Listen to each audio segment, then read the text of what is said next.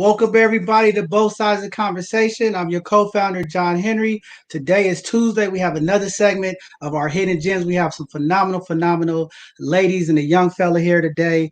Just looking forward to introducing you all to the community. Looking forward to their conversation and things that they're doing to impact our community. So excited about that. It also is the month that we are honoring women. We have another women community spotlight tonight, as well as we want to give a shout out to all of our social workers. I apologize. I reached out to a number of social workers. I was trying to get on for this last segment, wasn't able to make the connection, but we definitely do something in the future here to highlight them for all the amazing things that they're doing. So just want to say shout out to them. And then also just want to send my condolences out to the executive director of the Human Rights Commission, Cheryl Davis, as she had a family loss. So just want to send prayers out to her and stay strong to her and her family. Phenomenal sister doing amazing things for the community. So we just want to send love out to her. And then we just want to keep our prayers out for everybody in the community as things is just going on around the country, around the Bay Area. A lot of things happening. Just want to send love and support. It just seems like a spiritual warfare going on. There's a lot of things happening, and this negative energy seems to try to loop around us. But I want everybody to stay positive. I know we're coming out of this COVID thing, and everybody's transitioning and making change. There's a lot of anxiety and a lot of fears and a lot of unknowns. So just want everybody to stay humble and be patient as we make this transition, because we definitely want to get things back to normal, but we don't want to move too fast. Stay safe, keep your mask on, still do the proper social distance, because it's very important to keep community health as we move forward. So with that being said, we're going to jump into our community spotlight tonight. This sister is powerful. I know some people may have seen the movie, but I'm going to go ahead and introduce her. Creola Catherine Johnson was American mathematician who calculated the orbit mechanics in the NASA employee to the success of the first U.S. Crewed spacecraft during her 35-year at NASA. She earned a reputation of mastering complex manual calculations and helped pioneer the use of computers to perform the task. The space agency noted her historical role as one of the first African-American women to work at as a NASA scientist. In 2015, President Barack Obama awarded Johnson with the Presidential Medal of Freedom.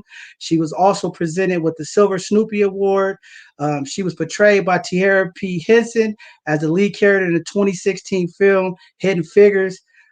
Just phenomenal sister. Just happy to highlight her tonight and the things that she's done to impact not only NASA but our country and everything moving forward, what they're doing out there in the NASA world. And you guys all know our director of program, Jada. She's in the NASA program. So what a way to have a person like that to follow in the footsteps. So just shout out to all of the mathematics scientific people out there that's doing phenomenal things for us. So with that being said, we're going to go ahead and jump into our first hidden gem tonight.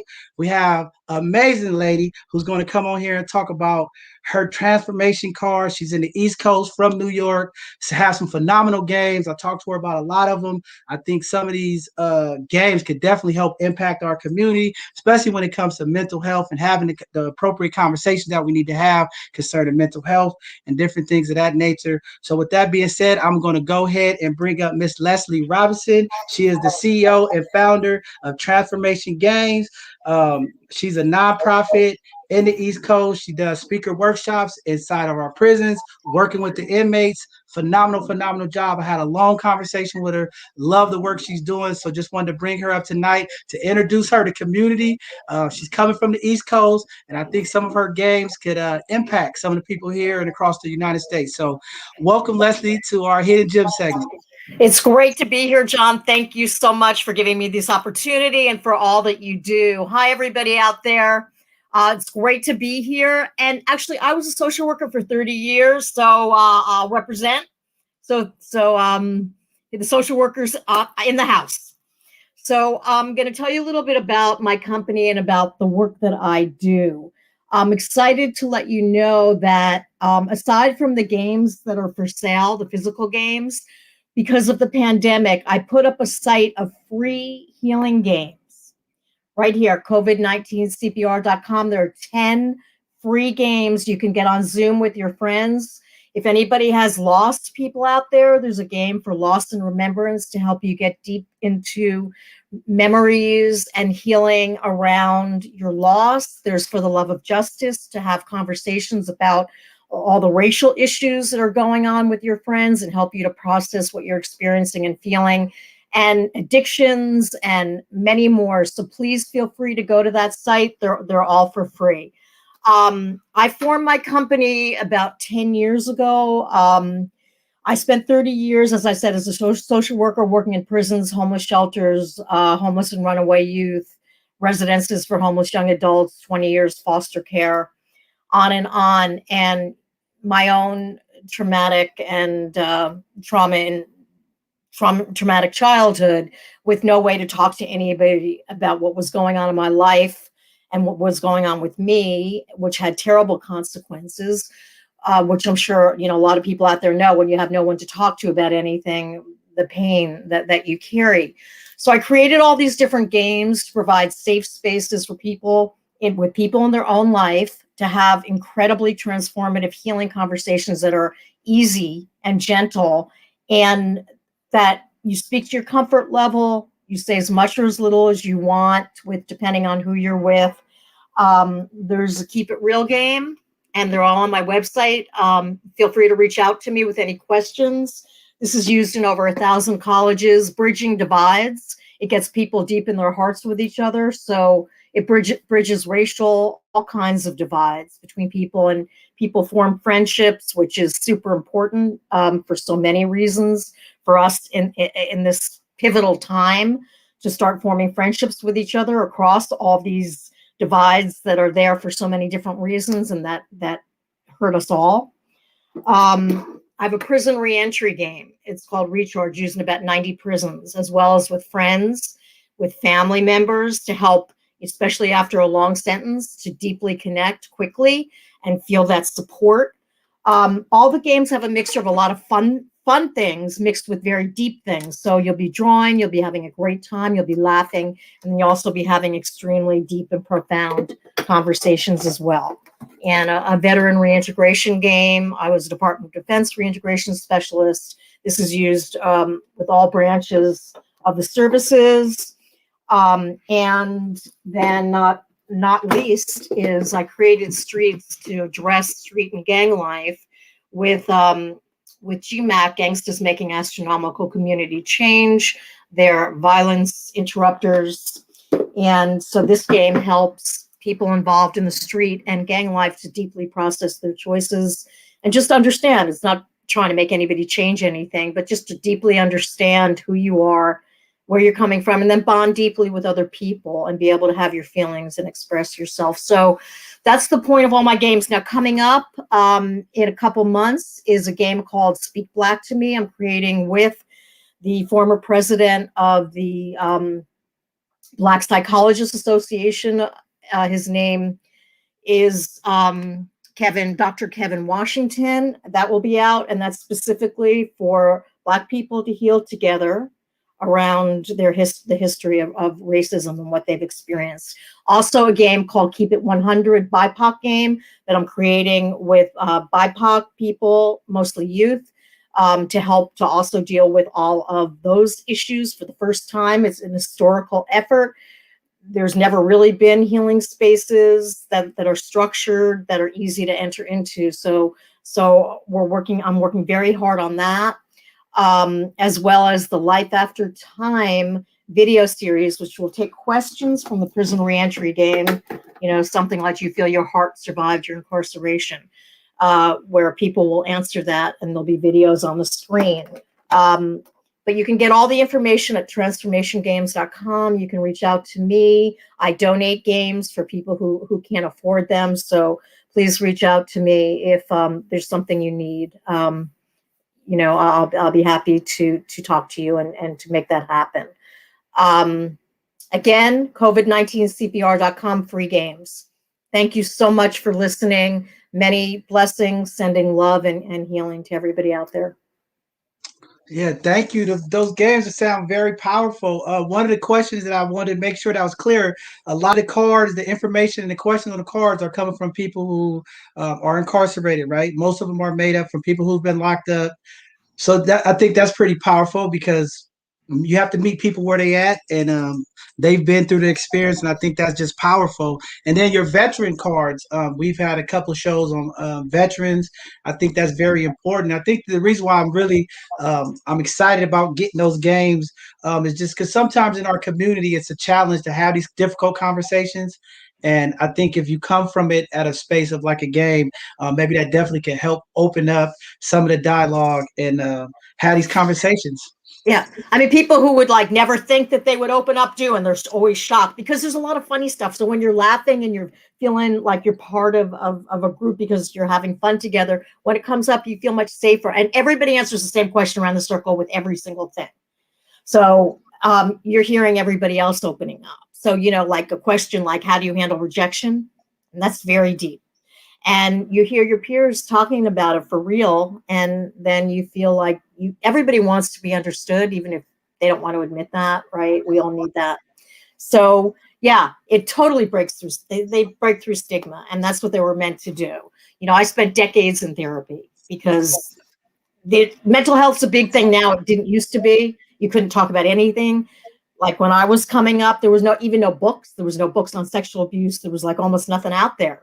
So we've really come around, and now mental health, everybody's talking about it. And these help you really engage in it. Yeah, so I want to ask you a little something about that because that's a big point for me. I'm always fighting for mental health services, and I hear a lot of people talking about mental health. It's a crisis in America. I think the mental health is just as bad as the pandemic.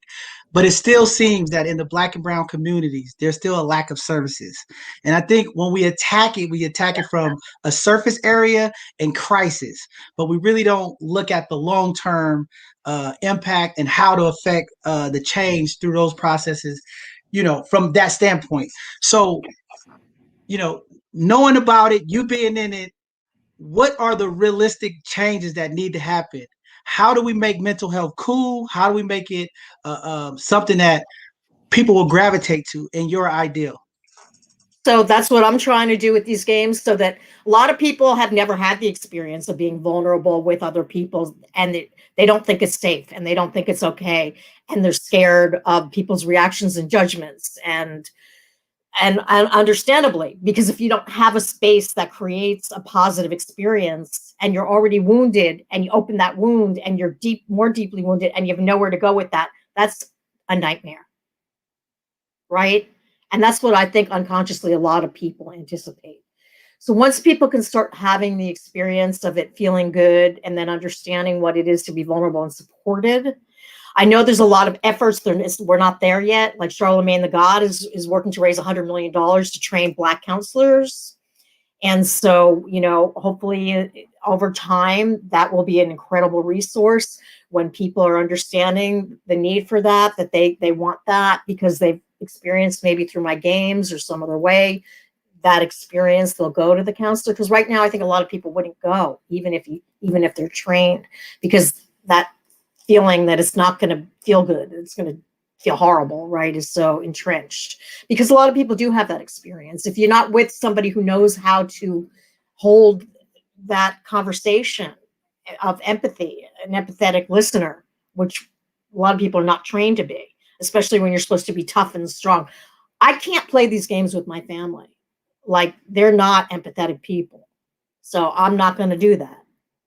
So I'm going to play, and I do play the games and get so much from, I do workshops in maximum security. It's incredibly healing, incredible. A lot of people have deep emotional wisdom that they share through these games, right? Really, really deep, and have tremendous empathy if they're given the opportunity, right?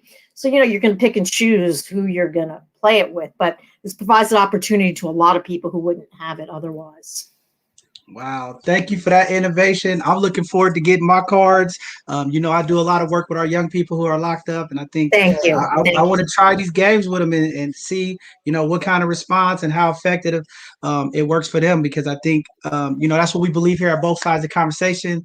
To start the healing process, you have to have some kind of communication. I think that's how we start that process of healing. So thank you again for all the amazing work you're doing, especially for our brothers and sisters locked up. Looking forward to doing some things in the future with you. Anything we could do to help, let me know. Reach out to us. Thank you I again will. for coming on and staying up late for us tonight, all the way Yes. in New York City, all the way in New York City. So thank you very much. Looking forward to reaching out to you, and I'll be giving you some feedback once I get those games and see how it goes. Thank you so much, and blessings to everybody. Reach out for anything. All right. Thank you very much, Leslie. All right. With that being said, we're going to move on to our next hidden gem tonight. This sister right here, so phenomenal, very powerful. Um, just I see her on all of our mega back calls. She's a D10 resident, like me, just doing a lot of phenomenal things and just happy to have her tonight to bless the community. Tyra, she is phenomenal. So with that being said, Tyra, she serves on the San Francisco Mayor London Breed Administration and appoints the directors and community liaison. Prior to joining Mayor Breed's team, she was the founding director of Imprint City and organizing activating underutilized areas in the neighborhoods with arts projects, encouraging increased foot traffic to positively impact our local economies. She's a delegate seat holder. She's doing a lot of phenomenal things in the community. So I'm going to bring her up and let her talk to community and let everybody know what she's doing and how she's impacting the community. Good evening, Miss Lady. Hi, how are you? Good. So you can hear me. You're on mute. Go ahead. We can hear you. Go ahead and introduce yourself to the people. Yeah, so I'm Tyra Fennell. I'm currently Mayor London Breed's Director of Commission Appointments and her Community Liaison, and we can get into details of what that means as we have our discussion. All right. Well, go ahead and talk to people a little bit about, some of the things about Imprint City, some of the other things that you've done for Malia Cohen in the past, and then, where you at right now with your delicacy. So first, I just want to talk briefly about my journey to San Francisco. I'm a native Washingtonian, as in Washington, D.C. And upon graduating from Howard University, I got recruited for a job in San Francisco with the Arts Commission about 11 years ago. So that's how I came to be in San Francisco. I started doing work through the Arts Commission in District 10, Bayview Hunters Point, which is now my home where I live and I love.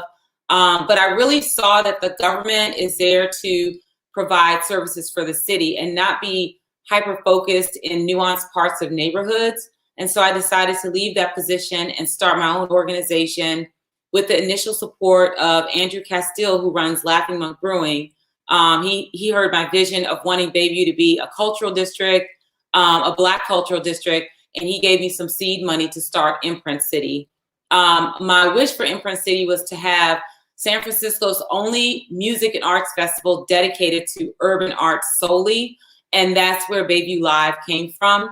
So with a lot of grit, eating a lot of ramen noodles because I was broke the first few years of Imprint City, putting all my resources into the programming, we were really successful. Over a 5-year run, Bayview Live went to like 1,000 people showing up, to over 5,000 people showing up. And I'm hopeful that after COVID-19 is over, Megan Mitchell, who's another D10 resident who's now at the helm of Imprint City, will revive Bayview Live to come back to the Bayview neighborhood. And so with all that community work under my belt over the past 10 years, obviously I made a lot of relationships, had to broker a lot of partnerships, raise a lot of money. And I was initially asked years ago, I think 4 years ago or so, to join David Chu on on his slate for delegate. So we'll get into what that means later, but that was my first step into sort of, I guess, politics. And so I guess the mayor, when she was looking to appoint someone into this position, kind of saw my vast network that I built from being in community and thought I'd be an appropriate person to help appoint her commissioners, people for her boards and things of that nature. And also just connect with community when there are issues. Sometimes there are random emergencies where community members need help, or the mayor may need me to talk to community members or things like that. So whatever she tells me to do to support her in the community, that's what I do. So that's where we are now. I don't want to talk too long because I want to allow time for questions and I can fill in the blanks from there. Well, I want to ask this because I'm very happy to hear about this culture district for Bayview. Yes. But for maybe some of the people living in Bayview really don't understand the importance of that. Could you kind of just elaborate a little bit more, like, how do we get there to this, this cultural district, and how is it actually going to impact the community? Well, there was always a desire for Bayview residents to have a culture district. Maybe they called it different things. I think at one point it was Africa Town, another point it was this, another point was that. But we happened to have Supervisor Malia Cohen in office, who saw this as a wonderful opportunity to leverage her legislative ability to make it official. So she talked to me and a few other stakeholders. We got together in a back room and we just started conceptualizing and growing it. And of course, there was a question of legislation. So I'm honored to have co-authored the legislation for the Cultural District, and with the help of a myriad of community members, April Spears from Auntie April / Cafe Envy, Megan Mitchell. I mean, it's a bunch of them. We took about a year to get it up and running, and I think a few months after that to form it where, we could get a director or leadership. And I think Evan Glenn and Erica Scott are the co-leaders right now. And they're doing great work. So I'm very proud. I'm sure Supervisor Cohen is very proud of her work and her legacy. So that's how it came to fruition. Man, powerful stuff. I love Evan, and shout out to Erica. They are phenomenal. Mm-hmm. But in this culture district, and I want to ask you this because I had LaWanna Dickerson on here, and I was talking about ownership. Because as we try to highlight this African culture in D10 with gentrification, there's a lot of home ownership, a lot of African American Latinos being pushed out of D10. And how do we get ownership a part of this? Because if we don't have ownership, the district won't look like us. And I see a lot of storefronts. Right. I see a lot of things in the community that we could definitely change. But how do we get the ownership so that the imprint for sustainability is there? Yeah, I think the culture district, when people hear that, they think arts and culture, and that's a big part of it. But the cultural district has the ability to preserve neighborhoods for the historic community. And there's several of them around the city. You have Calle 24, I know Susana's on the show, Cali 24. You have Japantown. You have the LGBTQ cultural district. So all these cultural assets are trying to maintain their stake in the ground in the city, and Bayview is no different. And so I think between the actual cultural district, Mega Black, all the Black organizations coming together, the reinvestment money from the mayor, as you know, which is a really hot topic right now, there's a desire to use those funds to try to support ownership of people in the community, whether that's property ownership, whether that's uplifting small businesses in the neighborhood. It's a really difficult thing because, the private market is not forgiving. But I think the intention with all these entities finally coming together and having our first African-American female mayor in office that has this as a passion of her own, we have an opportunity. So I'm really excited to see what everyone will come up with in their own lanes and how we will work together. Wow, that's definitely powerful. I mean, I'm glad that you're a part of that because I think with the small business especially, we have to get ownership with those small businesses. I know a lot of them are leasing, and we got to get that ownership. So I'm just glad to have you on there. And then the other thing is this Howard movement going on. I don't know what's going on around this country, but everywhere I go, there's all these phenomenal Howard ladies doing all this phenomenal stuff. I'm legacy Howard, multi-generation Howard. Yes. I was just talking to a sister who's going to be coming on here doing some stuff, an educational presentation, and it was like Howard. We had another lady from Howard. We got the vice president. It's like this Howard movement going on. So I don't know. All my young ladies out there, I'm telling them, go to Howard because it seems like this Howard wave is taking over. What? I went to, I'm from D.C., and D.C. is known as Chocolate City, even though it's kind of latte city right now. So I grew up with all types of Black life. I grew up with the drug dealer, the teacher, the bus driver, the doctor, the ambassador, the African ambassador, just all types of Black life that really, I feel, gave me a lot of affirmation around my Blackness. So it makes you walk with a real steady motion. What HBCUs do is, perhaps if you grew up in an environment where you were minority, a real minority like Iowa or something like that, When you go to a historically Black college, it infuses such power in your soul for who you are as a Black person, that when you're out in the world as a professional and you kind of feel lost, which sometimes we are, especially the higher up we go, one, you have a network automatically outside of the fraternities and sororities. If you went to HBCU, you have a strong network.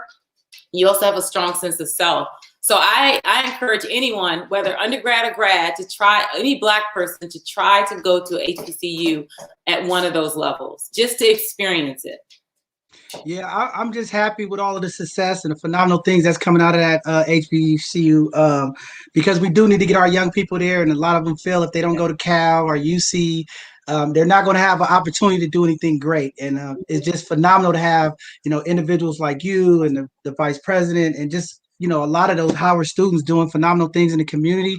Gives our young people hope. So shout out to the Howard people. They doing great things. And then lastly, just wanted to talk a little bit about your delicacy. What does that mean? The position. A lot of community, we heard about the delicacy. Some of us knew about it, some didn't. I just wanted you to kind of explain, what does that seat mean? How does it affect the community, and kind of the process moving forward, and legislatively, what kind of impact that has? So I'm going to say there are different lanes in terms of how you get work done for the community, for your people. You could be an activist. Activists have a little more leeway. They can be kind of wild. Matter of fact, we want them to, right? Because they have to push the politicians. They should work together, right? Because everyone has a part to play. In politics, you have different tiers. You have local, state, and national, federal. And so at each tier serves a different purpose. Where the delegates come in, that's specifically to the Democratic Party. So if you're a Democratic Party delegate, you basically work with a group from your district, in my case, that's District 8017, to create resolutions to inform the party platform, which feeds into the state party, which feeds into the national party, and the national party puts out that big platform, which informs everyone what's our agenda as Democrats, right? So it's important to have Black voices at that table. And also delegates get to vote for the party leadership, party chair, vice chair, things like that, which is very important too. And also it just helps novices in politics cut their teeth and learn all the different nuances of how to run for office, those sorts of things. So that in a nutshell is what a delegate does. Wow, powerful. I'm glad you explained it like that and broke it down. And you're right, that's very powerful, because at times it seems like the Democratic Party is really divided internally. So hopefully in the future, with the moderates and the progressives, and I hope we can get this thing unified, and people like you are going to be the answers to making that change. And I think there is some opportunities for leadership change. I think there's some new ideals that need to be pushed out. We have some young fighters that are coming up in the ranks. And, one thing here, we always challenge our elders in the community to pass the torch to the young folks, so that we can make that change and keep pushing. Plug and say, in my capacity at the mayor's office, my job is to appoint commissioners and people to community boards that on behalf of the mayor. And I feel very privileged to be in that position, because I can't uplift a lot of our young leaders. I want to shout out, several of our new young commissioners. LaWanda Dickerson, for example, who runs Youth Refit in the Bayview. She's now in the Small Business Commission. And with that, she's representing our interests too. So I just want to say, that's a big part of the privilege of my job that I've really enjoyed. Wow, thank you. I mean, it's a blessing to have you in that position. We have to look out for our youth. We have to uplift our youth. We have to empower them. And I know sometimes as leaders, as we get older, we want to hold on to all of the sunshine and the glory. Don't hold on. We have to release it. We have to release it. But we have to be careful that we still tapped in with the elders in our community. I just think there's a lot of wisdom, and I think we have to bridge that gap. It's time, as we're changing. We're coming out this pandemic. There's a lot of ideals, a lot of things that's going to happen that we're going to need to help impact the community. And it's going to take great leadership, and it's going to take some of our elders to step back and let the young people lead. But it's just a blessing to have you at the helm of all of this, and being part of the community, because a lot of times that's some of the issue. No matter where you come from, where you at the end of the day, you still represent the Black and brown community. And we need to make sure that as we climb the corporate ladders and get all of the success, that we don't forget to lend a hand back and pull up those behind behind us, and I just appreciate you for that.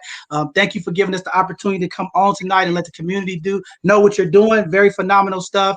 And I have your information up there. Yeah. If anybody is trying to get a hold of you, they'll reach you there. Or if they trying to reach us, we'll make sure we get them connected with you. And just thank you for being active. I see you at the meetings. You're always speaking up and doing stuff, and that's what we need. So just thank you very much for your service. Thank you. Have a good evening. All right. Have a good evening. All right, so we're going to move on to our next hidden gem for tonight. This sister right here is doing a lot too. You know, this segment is about our Black and Brown community and our Black and Brown businesses. And what a way to get Susana here tonight to just talk about some of the things that she's doing to impact the community. She's the executive director for Cali 24, the Latino Culture District. She's worked in the mission community for over 27 years. She migrated from Colombia. What a phenomenal sister here. Want to bring her up so she could go ahead and talk to the community and let them know all the things that you're doing that's phenomenal for the people. Hey, how you doing, lady? Hi, John. Thank you so much for having me. So let me just get right into it. So like you said, I am the executive director for Calle 24 Latino Cultural District. And as Tyra was saying, the cultural districts, there are 8 in our city, and they're really meant to protect those most vulnerable populations in our city and make sure that their culture is not extinguished by gentrification and other barriers that come up for us people of color. So the Latino Cultural District was actually the first cultural district in the nation. And we're very proud to be able to lead the way and continue to protect the Latino community. And we always are allies and always will continue to promote Black and Brown unity, and really all of us people of color uniting together and fighting for the well-being, the economic well-being and success of all of our communities. Right now, currently, the cultural district is very involved in helping our small businesses keep afloat during the COVID-19 pandemic. We're helping apply with PPP loans. We're helping make sure that they understand what are the regulations so that they don't get shut down or fined for not following what the regulations are. And we continue to promote the Latino community by creating opportunities for artists and creating opportunities for events in our community. Calle 24 also, right now we're part of the Latino task force, which was created last April. So we're right now is a year into effect, and we joined forces to respond to this pandemic. As we know, the Black and Brown community have been affected the most, and the Latino population were was the population that was affected by the COVID-19, by the pandemic the most, and we got very ill. But here we are. We provide testing 5 days a week from Sunday through Wednesday on 24th and Mission, and then on Thursdays at 701 Alabama. We are doing vaccines on 24th and Cap, and we are getting ready to open our second vaccine location on 18th and Shadwell. And we continue to promote the well-being of our community. So please, if you haven't gotten your vaccine yet, please go make an appointment. You can just show up on 24th and Mission, and we'll help you make your appointment. Or you can call me. My phone number is there, and I will help you make an appointment. And like I said, I'm just extremely thankful to be able to be here, and extremely thankful and honored to be able to represent the Latino community and be able to support in any way, shape, or form that our community needs. Wow, phenomenal. Thank you for being here tonight. You know, Cynthia, I know you know Cynthia, she's been on the show. We've been really trying to do our best to engage and bring together our Latinx community because you know and I know the Black and Brown community has been hit the hardest in this pandemic with all the disparities when it comes to job layoff, unemployment issues. The list goes on and on. I mean, the struggles across the country that our Latinx brothers and sisters are faced right now with all this mess that's going on. It's important for us to come together. So I'm really happy that you're here tonight, and I'm working with Charlie and different people. We're trying to get a little bit more of our Latin folks on here. I've reached out to several people who are doing the work in different parts of the Latino community, and I understand some of their struggles. Some community leaders feel like they don't want to spotlight the work that they're doing because of the negative impact that it could have when we have these systems that are not really there designed to help us but hurt us. So I get it, but we here, and I just want people to know that we support and love the work that you're doing. And I definitely want to connect with you because as we come approaching May, the whole entire month, we're going to be doing different things. We're going to be talking mental health again on May 2nd. We're going to have some phenomenal mental health leaders from the Latin community as well as the Black community coming on and just talking about some of the things because there's a lot of commonality that we have that we deal with. Some of the struggles, and some people think it's different, but a lot of it is the same. And we have to fix it, and we have to stick together. And I was on a call a couple of weeks ago and talking to some of the people about ideals in D10, and I think Jamil Patterson, he made a good point that the Black and brown community together, if we work together to build businesses and our infrastructures, could really have an impact here in the city because we are the low percentage of groups that are here in the city that's been impacted the most by gentrification, is classism, and a lot of the things that's going on. And we got to keep our stake. And that's what I was telling Tyra about ownership. It's going to take both communities to do our best to make sure that we start securing ownership in businesses and homes to make sure that we have the economic power that we need, to fight off the resistance when it comes to this classism and, some of this gentrification that's happened. Because, again, this cultural part that we're talking about is a historic part of San Francisco, and we don't want to lose it. And it started in the Mission. And I remember, when the gentrification was happening, how the Mission was starting to get, priced out and things was happening. People were having a lot of struggles and a lot of people didn't understand. And the next thing you know, it started rolling off into the Black communities. And I was saying, hey, see, we should have been there supporting our Latin brothers and sisters when they were screaming and fighting, saying this is not right. And we still have an opportunity. It's not over yet, but I think this is happening across not only the Bay Area, but across the United States. But we have to do a better job of uniting because we have the same similar struggles, and it doesn't make sense fighting against each other because we have the same issues that we have to stick together on. So thank you for all the stuff that you're doing and the Mission and with the program and this COVID. I mean, the Latino Task Force has did a phenomenal job of getting people tested. I know at one time they was saying that the numbers was getting impacted so high with COVID positive cases, and then the Latino Task Force and some of the other people in the community did a phenomenal job setting up testing centers and having the courage to speak to some of the people in the community to encourage them to get tested because in our community we when it comes to medical that's like a stigma and some taboo things that we've had just from our histories of dealing with medicine and medical stuff in this country.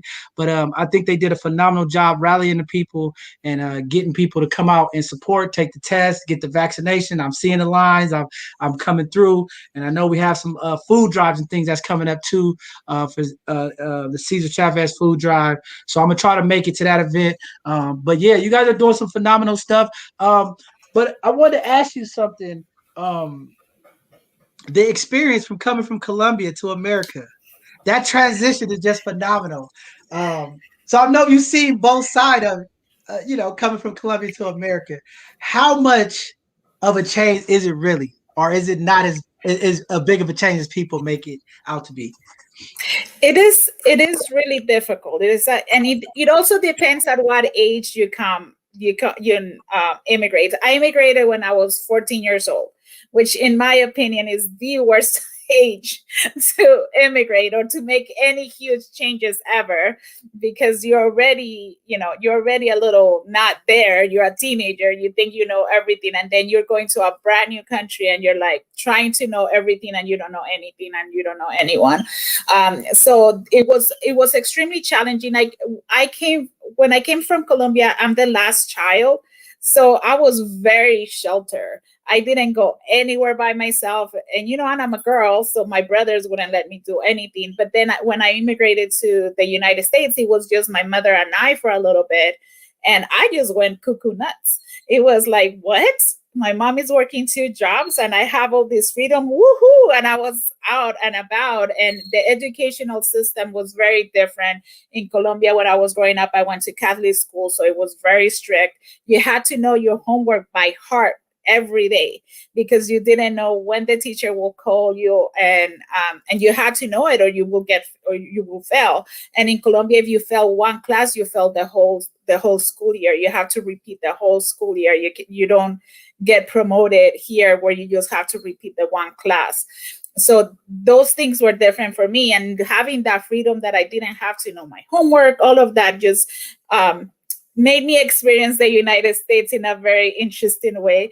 I am thankful for those experiences, though, because they gave me the depth of knowledge that I have now in order to be able to do the community work that I do, and be able to see it from a perspective that is not this adult helping the kids, or this woman trying to think that she knows something, but actually having experienced it, and be able to know how hard it is to not have enough food to eat sometimes, right? Like, I remember when I was a teenager, we used to go to the supermarkets, and we would all divide, like me and my friends, we would go, like, we would have $5, and one of us will purchase whatever we could with the $5, and everybody else came with the rest of the meal without any money. So it's hard. I am thankful for it, and I am happy to have immigrated and learn a new culture, and learn.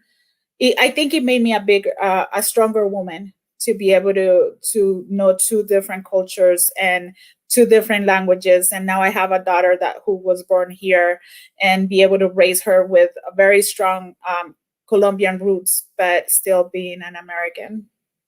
Wow, phenomenal, powerful story. That's why I had to ask it, and I'm actually glad that you spoke on it, because again, as we're trying to build this collaboration with our Latinx community, trying to break that narrative, and telling the story. And I was telling somebody, I think it was Cynthia, but the powerful thing, and the reason why it's important to have you all come on to speak and tell your truth, right? Because as we're building this thing of solidarity across our communities, right, and trying to educate and understand what's going on. And I was telling somebody, I want to help all of my Black and brown communities, right?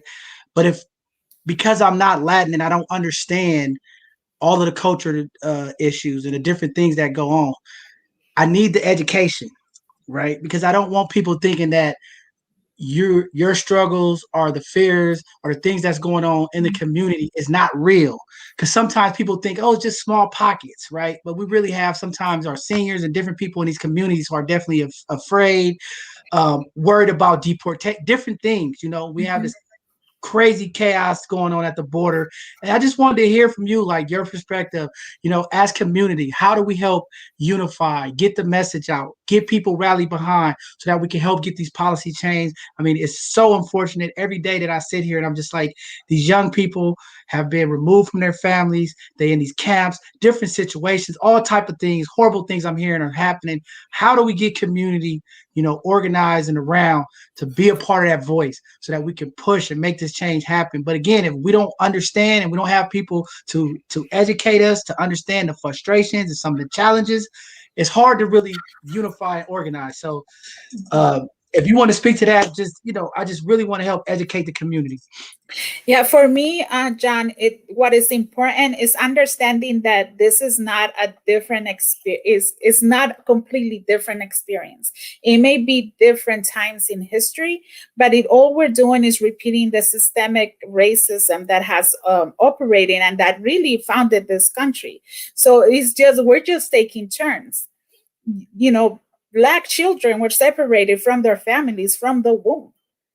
Now we're back over here with the Latinos, and that's happening to us. So it's just a cycle of oppression and a cycle of racism. So if we're able to understand that and not look at the color of the skin and not listen to the systemic lies that Blacks kill Latino and Latinos are stealing somebody else's job, then we can see that in reality, that narrative was created for us to be divided. For the system to be able to say that we're minorities, when in reality we're the majority. If we unite together, there is no stopping us. So the best way to do to oppress the power that we truly have is to say that we are each other's enemies, that we're taking from each other. Because when we give to each other, there is no stopping us. So I think that if we are able to really communicate that, and to really understand that it's not black against brown, but it's us united because we're just taking turns being the target. So if we unite, we cannot be a target because we're a shield. So I think that that's how we'll describe it. Wow, very, very powerful statement. I like how you said that, and I'm right there with you, and that's my belief. And I think, like you said, it keeps happening in every community. And I know there's a big push about solidarity and sticking together.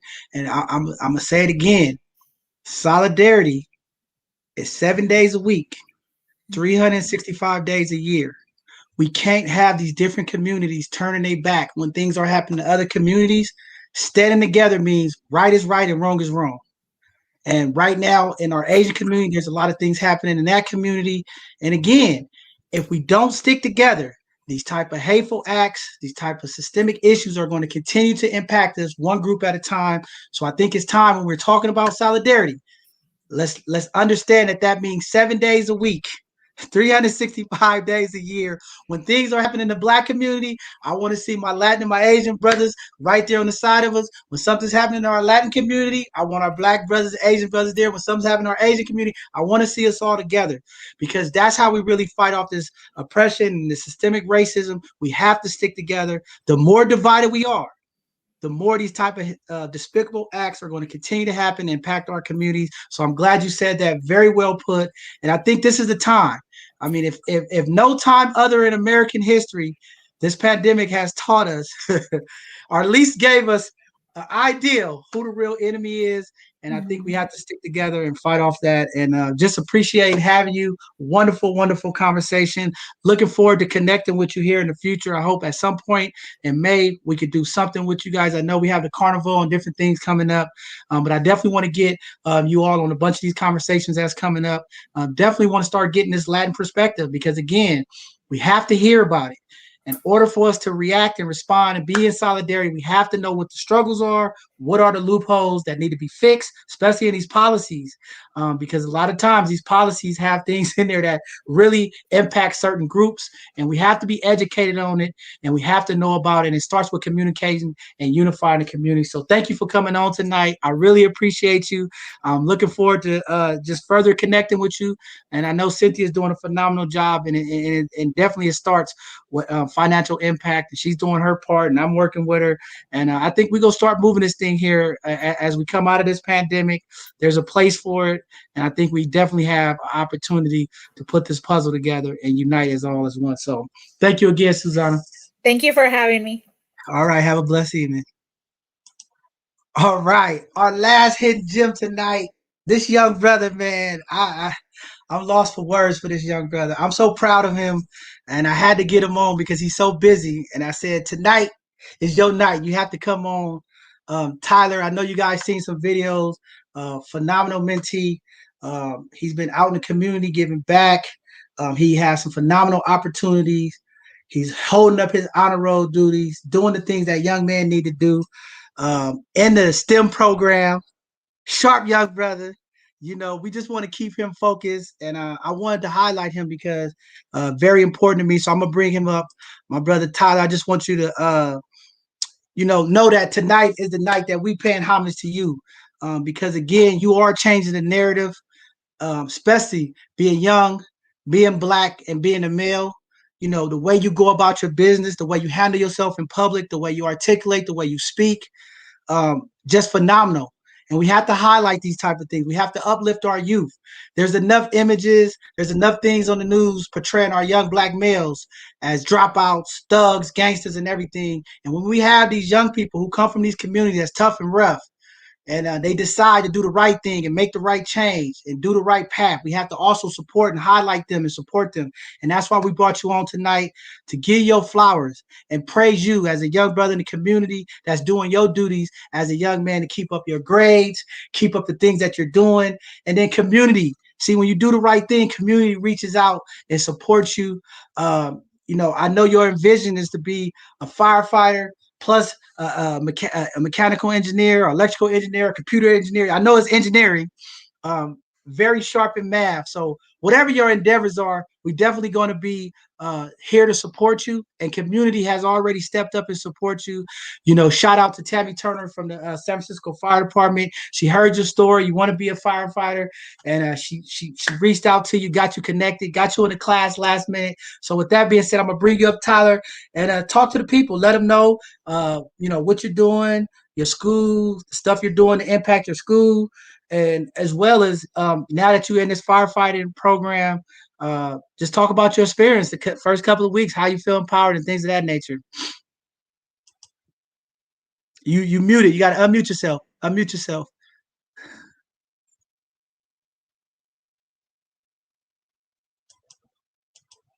Okay, turn your volume up. I can't hear you. Go ahead. I can't hear you. Something's going on with your mic. Hold on. Fix your mic. You having a John Henry moment. I just had a mic issue a couple of weeks ago. I still can't hear you. Or do you have headphones or something connected to it? Disconnect your headphone. No? Hmm. Yeah, we can't hear you. You want to try to, let's see here. What we going to do? You check your mic on the computer? Is your mic unmuted from the computer on the laptop?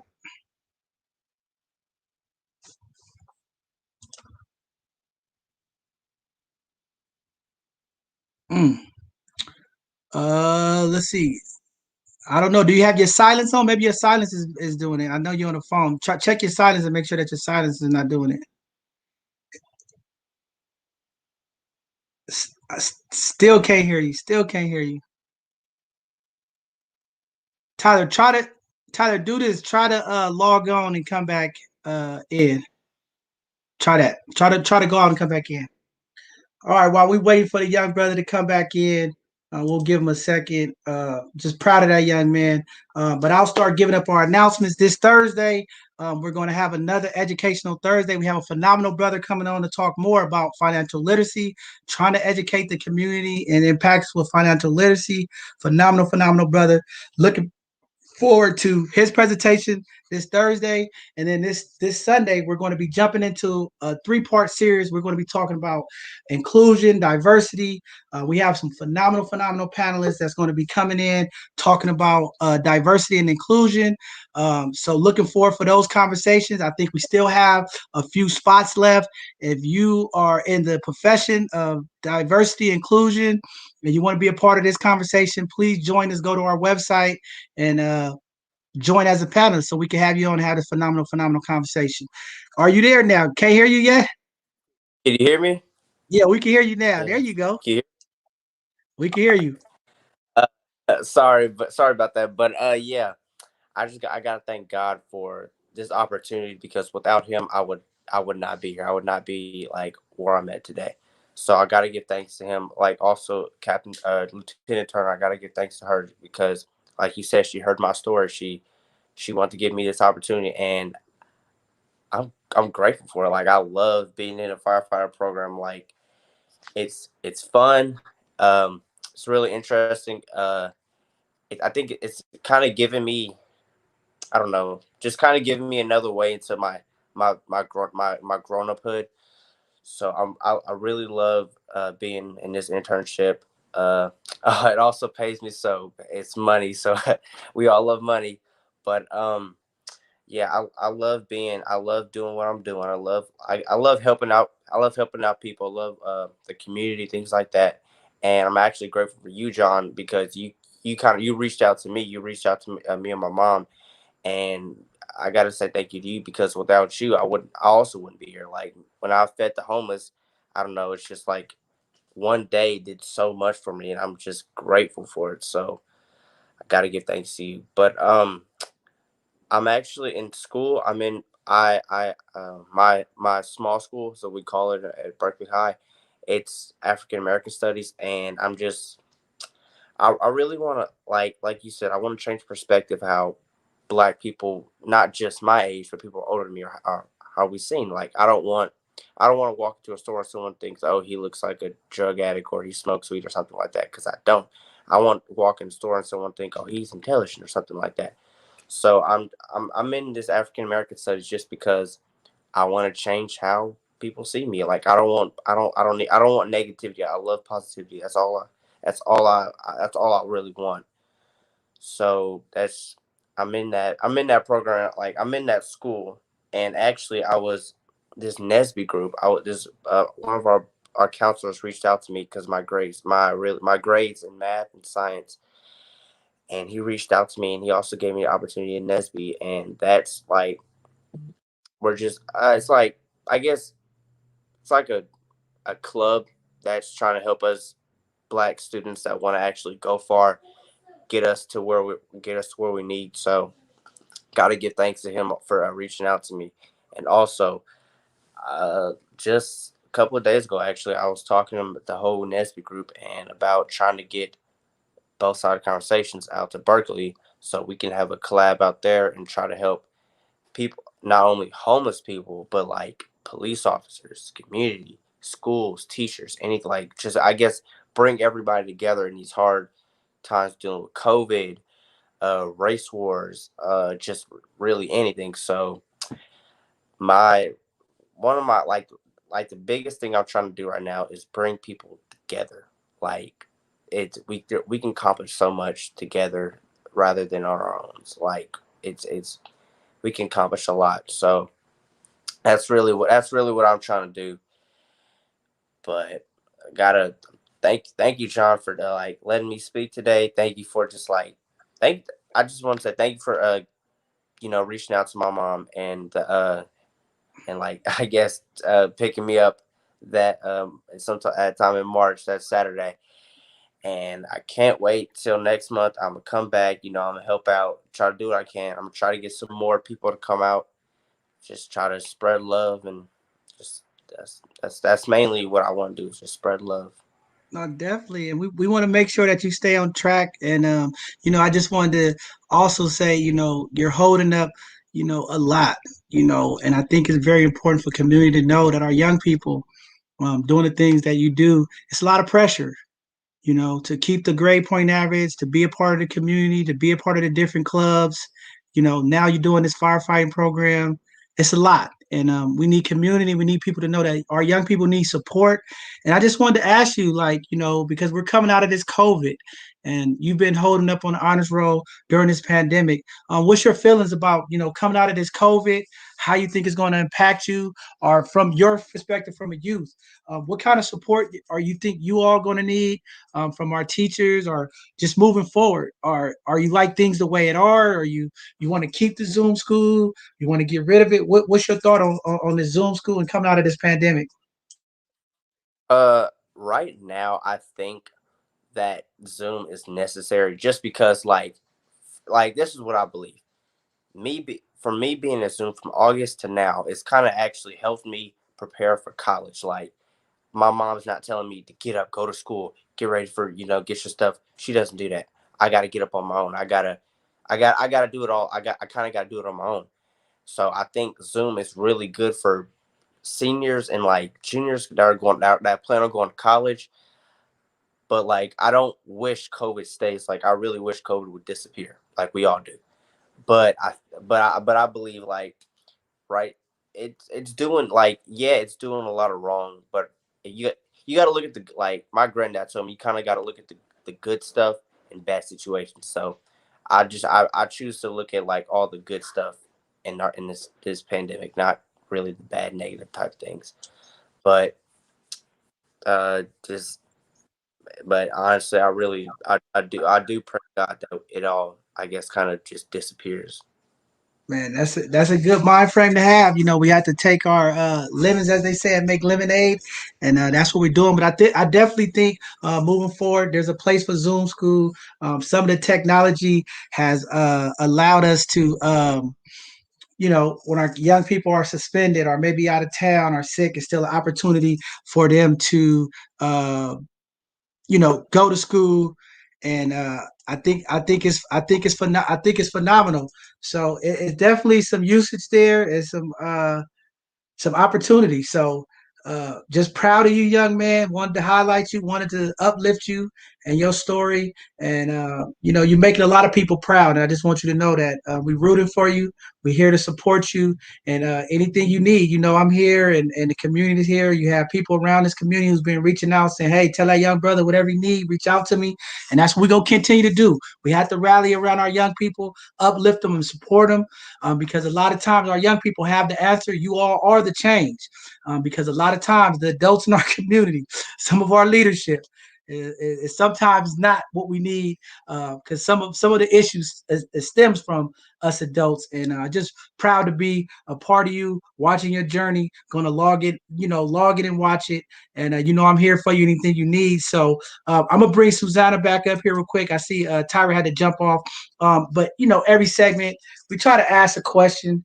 I don't even know what the question is tonight, but I think one of the two questions that I will ask for you from a young person's perspective, and maybe from Susana, we are in this transition now. We have a new president.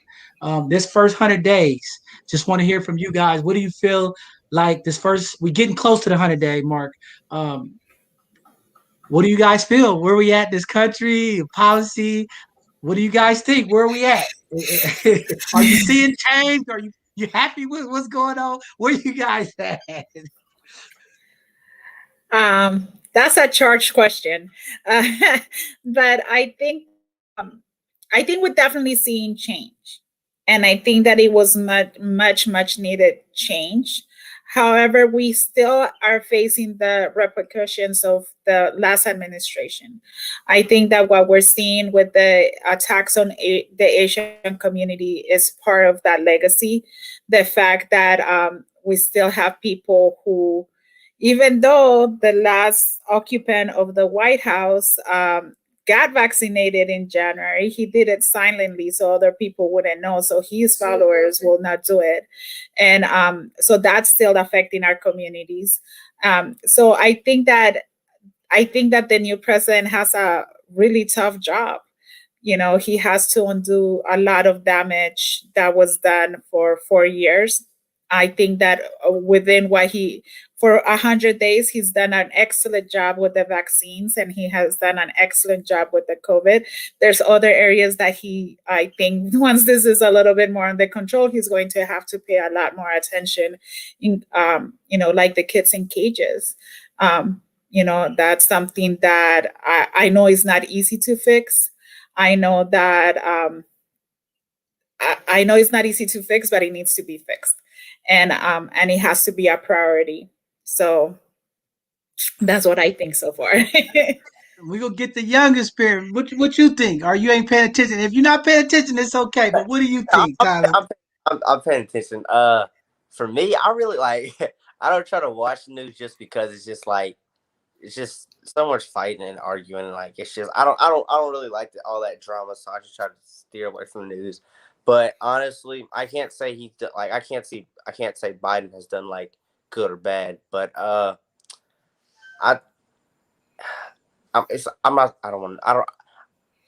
don't know, but I know there's some things that Susana said that they need to, I guess, in the later year, I guess later in the year, need to acknowledge more gun violence, the biggest one, Asian hate, things like that. Not even Asian hate, just racial hate in general.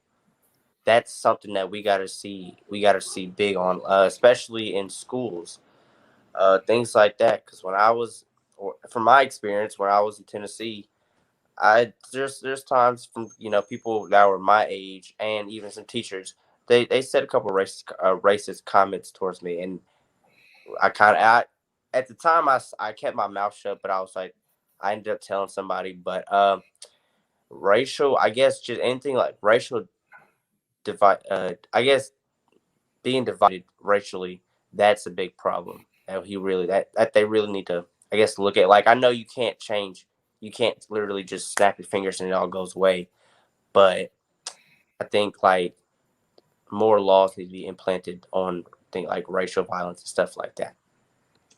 Powerful stuff. I'm not even gonna comment on it. I'm just gonna keep my comments to the same because it's about you guys' perspective. They call me a little radical. I don't want to tell them what I feel like this first 100 days because I'm upset. I don't think we're nowhere near where we need to be. There was a lot of things that was promised on the campaign train, and it didn't happen. And we're 100 days in there, and we still have people that's locked up, impacted by cannabis, that I'm still not happy about.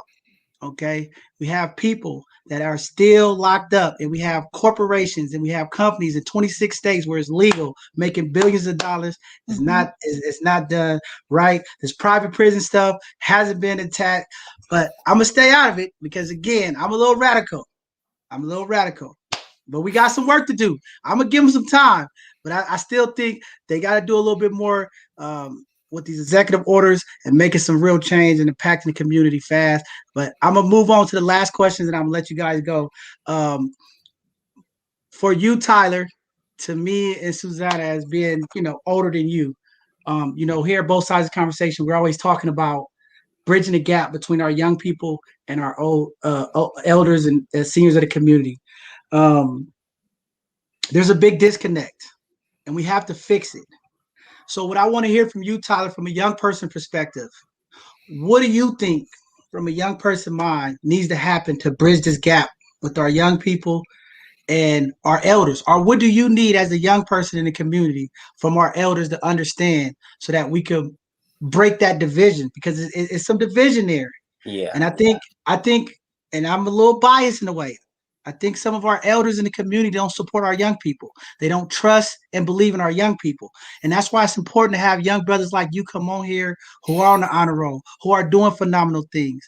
Because I think a lot of times some of the elders in the community has lost trust in our young people. They don't believe you can lead. They don't think you have the knowledge and the wisdom. And I believe differently.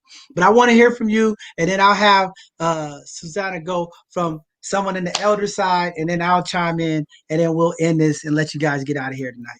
Well, okay. So, first of all, I think young people and older people, they actually have to have that want in their mind. You have to have that mindset that you want that division broken down. You don't want that no more. But I don't want to sound rude, nothing like that towards anybody that's an adult, nothing like that. But I guess trusting us more, like I get people my age, we're kind of irresponsible with money and things like that, but that's not all of us. Like, I don't know. Sometimes I feel like just older people, like people older that are like, I guess that are older than me, just kind of think all the young people are the same. That's only a certain, certain portion. So, I guess you got to have that want, and also you got to kind of just like, you got to realize not everybody's the same. You got to realize like he might be different, she might be different, or something like that.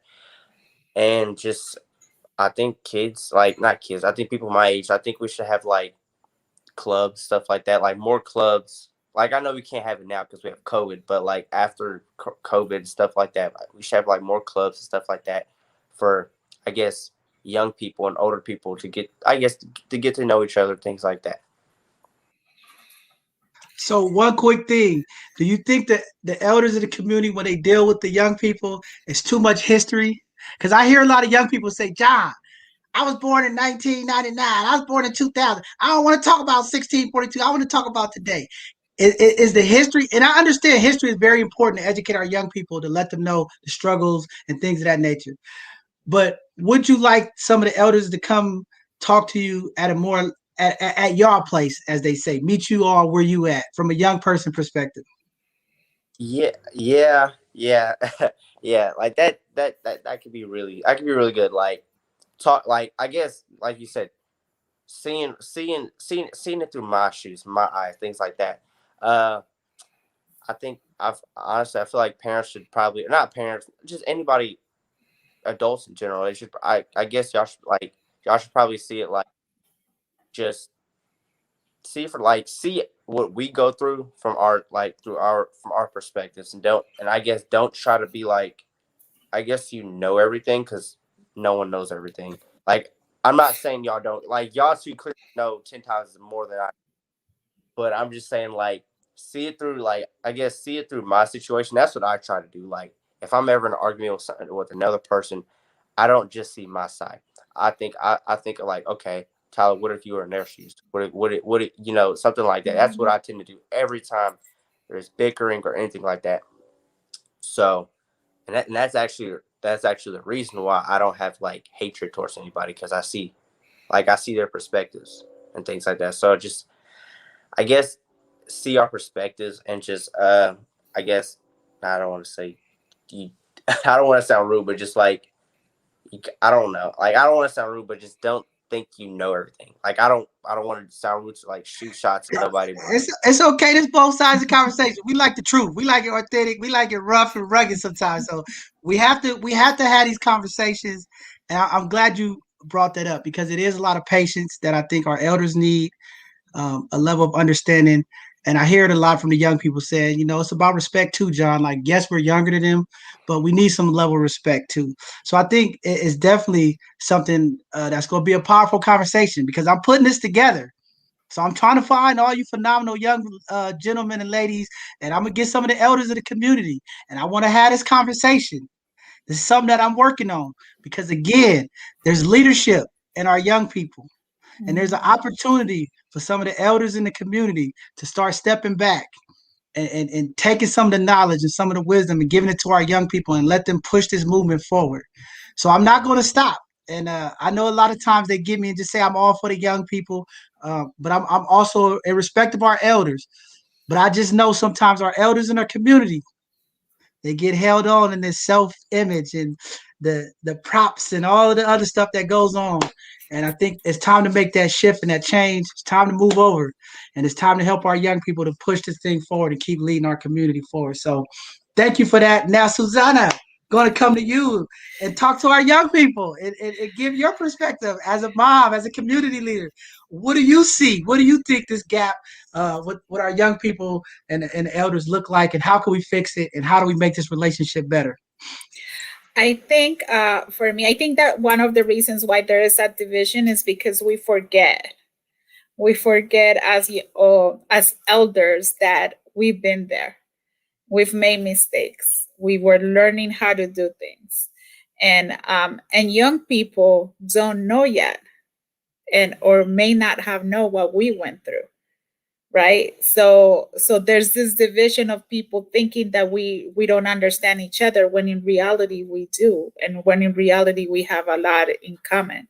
So for elders, for the young people, I will say, when an elder is talking to you about the past, the history, that's something very important, because you cannot go anywhere if you don't know where you came from. And then for the elders, don't look at the young people and say, oh my God, they don't know what they're doing. We all been leaders when we were young people. We all made the change. We all had to step into our own shoes, and we all had to help our community. Whatever the change we needed to make, we made it when we were young. We got into this age. I'm about to be 50. So I've gotten got into this age half a century because I made mistakes, and because I learned, and because I was able to exercise my leadership. It's the same with the people that are coming. They're gonna get to that age because they're able to explore, and all we need to do as the elders, as the people that have been there, is be an ear for when they have questions for us, and be an ear for when they have advice for us, because that's the only way that we're going to continue to grow as a community, is for all of us to listen to each other and accommodate to each other. And I think that you said something that is very real, John, is that as we get older, we forget that it's not about us. It's about the community. Yes, it feels great to say, oh, I got this award and I did this and I did that. But you know what? It's not about us. Let's talk about our young people. Let's help them. Let's give them. Our young people are our ancestors' wildest dreams. And we will not be honoring our ancestors if we're not honoring our young people.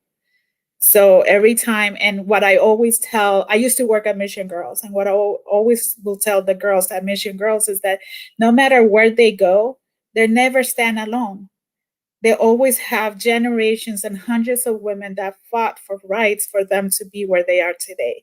So what I will say to young people is, wherever you are, you're never alone. You have ancestors that are standing right behind you. And every time that your heart beats, that's a message from your ancestors. So listen to it, honor it, and just continue to lead. Wow. Well, what a way to put that. I'm excited. I like how you put that, and I think Tyler's right too.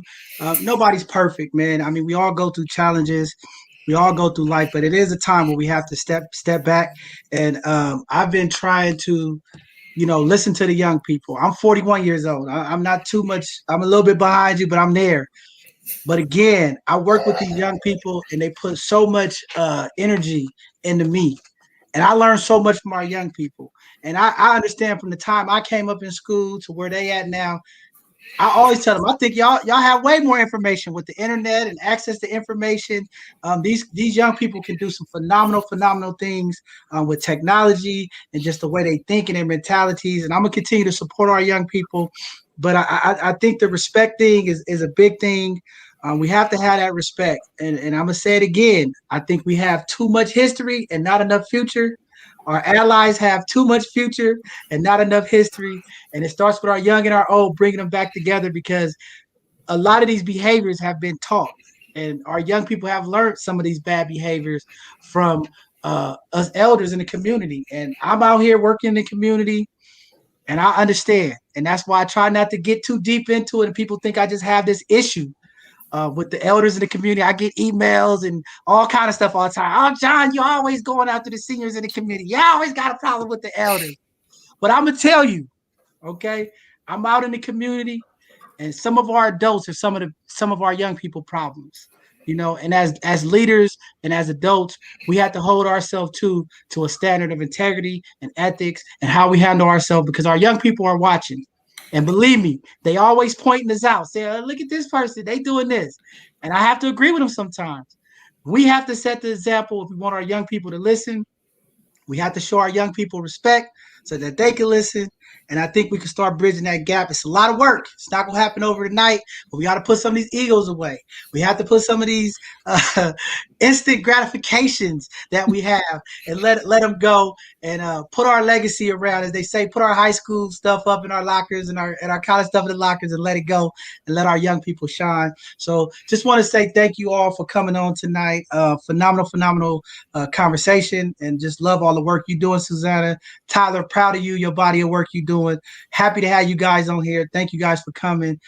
Just looking forward to see, what the future holds and how we all can help impact each other and support each other, because that's what this is all about. Both sides of the conversation is unifying the community, being intentional, making sure that the community get the information transparently, making sure that we give the educational needs that we need to our community, and we had the difficult conversations, the stigmas and the taboo conversations. We're going to keep pushing forward with it. The freedom train is here. There's people getting off the freedom train. There's people getting on the freedom train. But we're going to keep moving along this thing. We're not going to stop, because our love and what I do is for the community, for my young people, for the elders. It's about community. The money is always there, but the opportunity to reach and impact individuals is not always there. We have a short time on this earth, and we got to make the most of it. We got to make our ancestors proud, and we have to make our family proud. So thank you all for coming on. Appreciate you guys, and we'll be reaching out to you soon and getting you guys back on. So with that being said, we're going to go ahead and end tonight's segment. Looking forward to seeing all you this Thursday. If you haven't had a chance to see what's coming up, please check us out. We're going to have a phenomenal Educational Thursday presentation. Another finance, teaching this financial literacy. We're going to keep pounding this financial literacy into the community head so that we can make sure that we're leaving generational wealth to our young people like Tyler in the community, making sure that they get a head start that we didn't get. And then this Sunday, we're going to have a phenomenal conversation. We're jumping into part 1 of this thing that we're calling diversity, inclusion, and equity. A real conversation that's need to be had, not only in our workplace, but in the community and just across this country. Some powerful people going to be talking about this and really educating and breaking down some of the issues and finding ways that we can fix it, because there is a fix if we all work together. So with that being said, I'm going to end tonight's segment. Thank you guys for tuning in. We love you. We're going to keep doing the work, pushing forward, and we'll see you guys this Thursday. Have a blessed evening. Thank you.